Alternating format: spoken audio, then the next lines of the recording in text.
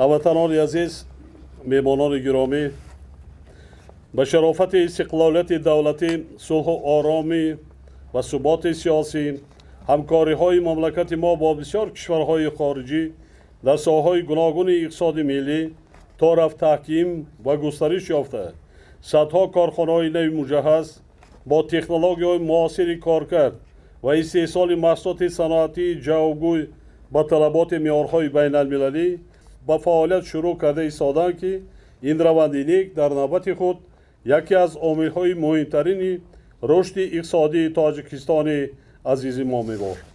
محض همین عامل یعنی وحدت ملی، صلح و ثبات پایدار و رشد استوار اقتصادیات کشورمان امکان می‌دهد که سطح و صفت زندگی اهالی منتظم بهتر گردیده، نسل‌های آینده ساز و آبادگر ما در رویه ارزش‌گذاری به ارزش‌های فرهنگی و مقدسات ملی تربیت کرده شوند و هم قدم جهانی معاصر باشند.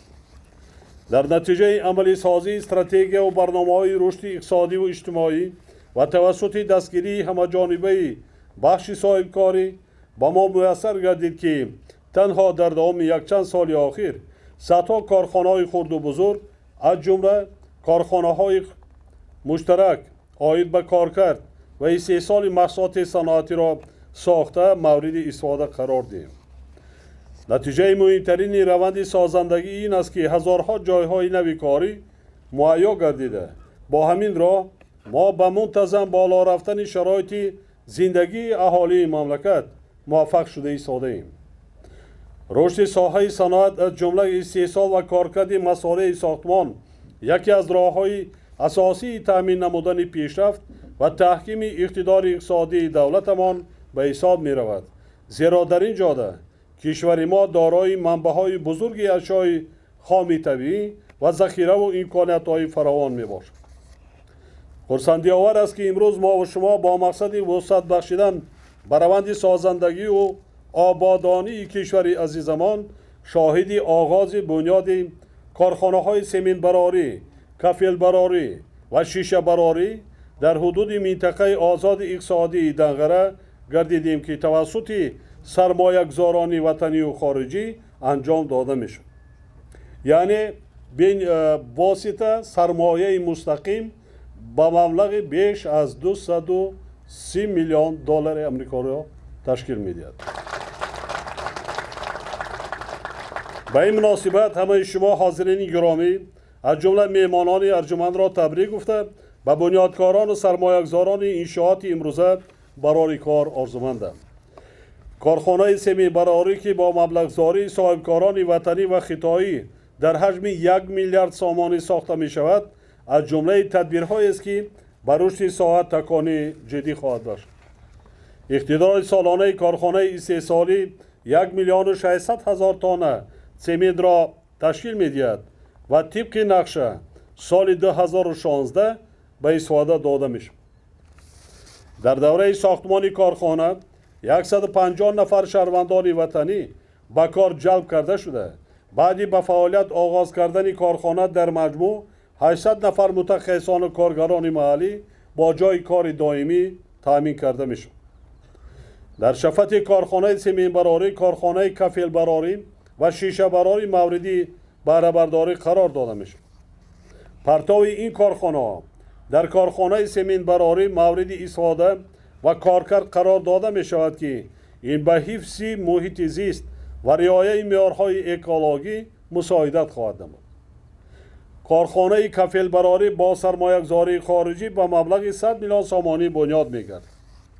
مهلت به استفاده دادن کارخانه سالهای 2015-2017 پیش بینی شده. در دوره ساختمان کارخانه 70 نفر شهروندان ما با کار جلب کرده می‌شوند و بعد استفاده دادن کارخانه برای 300 نفر جایهای نوی کاری مهیا می‌گردد. کارخانه کفل براری در یک سال 3 میلیون متر مربع محصولات استحصال خواهد کرد. کارخانه شیشه براری را که ارزش لایحه‌ای آن 500 میلیون سامانی می باشد با سرمایه خارجی و با اقتدار سالانه 15 میلیون متر مربع شیشه و محصولات شیشگی سالهای 2016-2017 مورد بهره برداری قرار داده می شود. در دوره ساختمانی کارخانه 100 نفر ساکنان محلی به کار جلب گردیده بعدی با استفاده دادن کارخانه 300 نفر شهروندان ما با جای کار دائمی تامین میشه. در دوام 2 سال آینده با بنیاد یافتن کارخانه‌های 3 ساله ذکر شده قریب 2000 نفر کارگران و متخصصان محلی با جای کار دائمی تامین گردیده توسط ساختمان و تجدید انشاءات انفراستراکچور اجتماعی وضع اجتماعی و اقتصادی شهر نایای مملکت خیلی بهتر خواهد شد.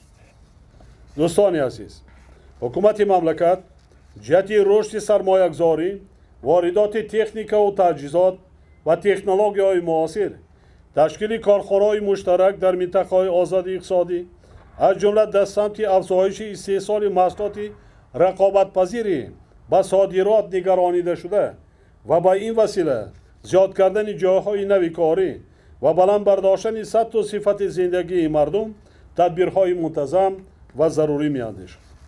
در این روند با مقصد دستگیری مال استحصال کنندگان وطنی و در دایره طلبات سازمان عمومی جهانی سودا از جانب وزارت‌های رشد اقتصاد و سودا، صنعت و تکنولوژی نو برنامه نوی دولتی استحصال محصولات رقابت‌پذیری با صادرات نگرانیده شده تهیه گردیده ایستاده است که وقت‌های آخر با حکومت کشور برای بررسی پیشنهاد کرده می‌شود.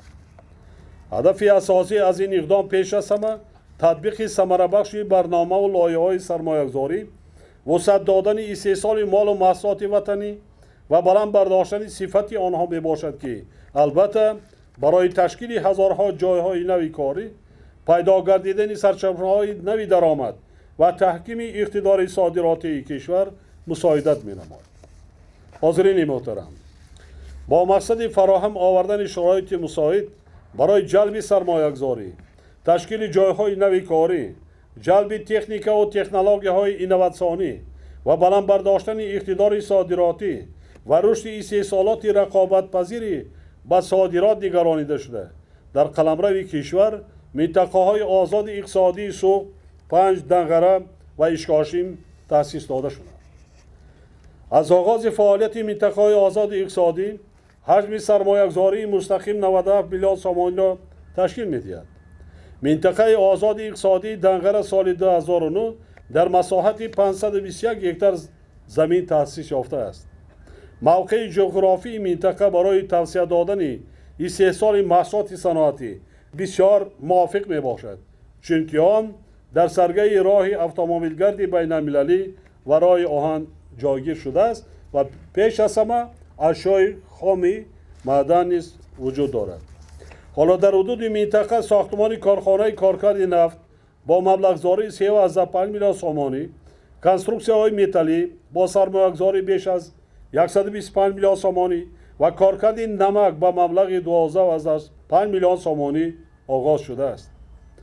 در مجموع جلب سرمایه خارجی وطنی برای فعالیت منطقه آزاد اقتصادی دنگره با 44 میلیارد سومانی رسانیده شده، قریب 400 جای کاری تشکیل کرده شده است. خاطر نشان می‌سازم که هدف اساسی تأسیس دادن منطقه‌های آزاد اقتصادی زیاد نمودن اقتدار صادراتی کشور توسط استحصال محصولات رقابت‌پذیری با صادرات نگرانیده شده میباشد. بنابراین دایر با مسئله رعایت قانونیت، استفاده مقصدناک و ثمره‌ناک حدود منطقه و امکانیت‌های آن، جلب هرچی بیشتری سرمایه و واردات تکنیک و تکنولوژی معاصر استحصالی، پرداخت سریع‌وقتی اندازها طبق مقررات قانونگذاری و شفافیت کار و فعالیت باید منتظم چاره‌جویی کرده شد. در شرایط طور وسعت گرفتن رقابت در بازارهای جهانی باید دقت مخصوص به صفت و ارزش اصلی محصولات استحصال شونده روانه کرده شد. از این خاطر وزارت‌های رشد اقتصاد و سودا، صنعت و تکنولوژی‌های نو، کمیته دولتی سرمایه‌گذاری و اداره اموال دولتی، اگنتی استانداردیزاسیا، مترولوژی، سرتیفیکاسیا و ناظرات سودا را ضرور است که یکجا با صاحبکاران و سرمایه‌گذاران با مقصد زیاد کردن صادرات مال و محصولات جهت پس کردن ارزش اصلی توسط استفاده ثمره‌ناک تکنولوژی معاصر، اشیاء خام و قوه کاری وطنی و بلند برداشتن صفت و رقابت پذیری مال و محصولات استحصال شونده طبق معیارهای عمل کننده چاره‌جویی نماید. همچنین مسئله رعایت قانونگذاری انداز نیز باید تحت نظارت دائمی قرار داده شود. رشد منبع اقتصادیات در نوبت اول از ثمرناک استفاده گردیدن ثروت‌های طبیعی و وسعت دادن استحصال محصولات صنعتی وابسته میباشد. باعث قرارمندی است که تطبیق برنامه‌های اصلاحات اقتصادی و همکاری‌های متقابلا سودمند دو جانبه و بسیار جانبه بر روند گسترش سرمایه‌گذاری‌های داخلی و خارجی تکان جدی بخشید. مناسبت‌های سودمند با بسیار کشورهای دنیا در رشته‌های گوناگون اقتصادی و اجتماعی سال تا سال قوی‌تر و مستحکم می‌گردد.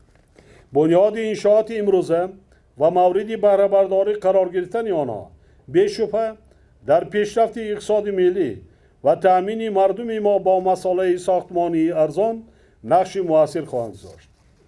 حکومت مملکت هر یک اقدام نیک و تشبث سازنده صاحبکاران و سرمایه‌گذاران را همیشه دستگیری کرده برای عملی شوی مقصد و مرام آنها همه شرایط ضروری را مهیا نموده است. زیرا هدف اصلی هر یک ما آباد و زیبا ساختن وطن عزیزمان می باشد که به این وسیله برای نسل‌های امروز و آینده کشور شرایط خوبی کار و زندگی را تأمین نماید. اطمینان دارم که با عزم و تلاش حکومت و سهم هر یک فردی وطن دوست و با ننگ و ناموس ملت استحصال محصولات وطنی در سالهای نزدیکترین به مراتب افزون گردیده این اقدام باعث باز هم تحکیم یافتن امکانیت‌های اقتصادی دولت صاحب استقلالمان و بهتر شدن ثبت و صفت زندگی مردمی کشورمان می‌گردد. جهت عملی نمودن این هدف نیک ضرور است که هر یک رهبر و کارمند مسئول ساختار و مقامات دولتی، صاحبکاران و سرمایه‌گذاران بلند همت و با ننگ و ناموس مملکت صافدلانه و صداقتمندانه کار و فعالیت نماید. در ولایت ختلان برای باز هم زیاد کردن استحصال محصولات صنعتی و کشاورزی امکانیت و ذخیره‌های بزرگ موجودند. رهبران ولایت و شهر و ناحیه‌های آن وظیفه دارند که با استفاده از این ذخیره و امکانیت‌ها در نوبت اول زمین و آب فراوان دایر به افزون نمودن استحصال میوه و سبزیجات صادراتی، تشکیل کارخانه‌های نو استحصالی و تأسیس جایهای علاوه‌ای کاری منتظم چاره‌جویی نماید. باور دارم که مردم سازنده و بنیادکار و تمدن ساز و تأملگرای ما از جمله ساکنان سربلند و زحمتکش ولایت ختلان و ناحیه دنغره منبد نیست برای آباد و زیبا گردانیدن سرزمین اجدادی و تحکیم پایه‌های دولت صاحب استقلال خود سعی و تلاش بیشتر خواهند کرد. در نهایت سخن با اظهار امیدواری به ادامه نیک روابط با شریکان رشد بار دیگر همه شما حاضرین ارجمند را با آغاز بنیاد انشاءات امروزی برای کشورمان مهم تبریک گفته با همه‌تان سلامتی، بخت و اقبال نیک و روزگار خوش و آسوده آرزو می نمایم. همیشه خانه آباد باشید همدیاران عزیز.